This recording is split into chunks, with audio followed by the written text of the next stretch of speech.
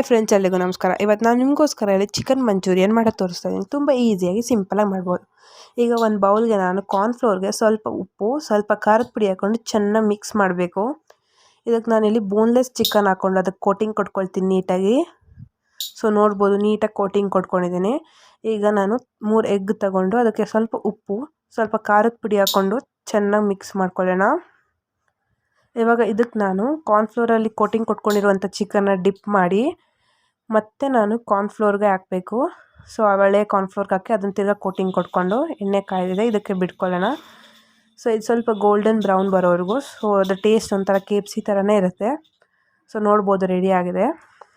ಇದನ್ನು ಸೈಡ್ಗೆ ಇಟ್ಕೊಂಡು ಈಗ ಒಂದು ಪ್ಯಾನಿಗೆ ನಾನು 1 ಟೇಬಲ್ ಸ್ಪೂನಷ್ಟು ಎಣ್ಣೆ, ಅದಕ್ಕೆ 1 ಟೇಬಲ್ ಸ್ಪೂನಷ್ಟು ಶುಂಠಿ ಬೆಳ್ಳುಳ್ಳಿ ಪೇಸ್ಟ್, ಸ್ವಲ್ಪ ಸೋಯಾ ಸಾಸ್, ಸ್ವಲ್ಪ ಚಿಲ್ಲಿ ಸಾಸ್,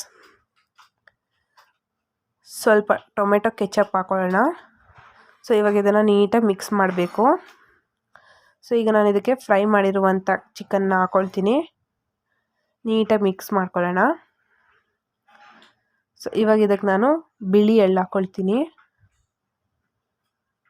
ಸೊ ನೋಡ್ಬೋದು, ರೆಡಿ ಆಗಿದೆ, ನೀಟಾಗಿ ಫೈನ್ ಆಗಿದೆ. ಇವಾಗ ಸರ್ವ್ ಮಾಡ್ಕೊಂಡಿದ್ದೀನಿ. ತುಂಬ ರುಚಿಕರವಾಗಿದೆ. ನಿಮಗೂ ಕೂಡ ಇದು ಇಷ್ಟ ಆಗುತ್ತೆ, ಒಂದ್ಸರಿ ಟ್ರೈ ಮಾಡಿ. ಈ ವಿಡಿಯೋ ನಿಮ್ಗೆ ಇಷ್ಟ ಆದರೆ ಲೈಕ್ ಮಾಡಿ, ಸಬ್ಸ್ಕ್ರೈಬ್ ಮಾಡಿ, ಪಕ್ಕದಲ್ಲಿರುವಂಥ ಬೆಲ್ ಐಕಾನ್ ಕ್ಲಿಕ್ ಮಾಡಿ. Thank you.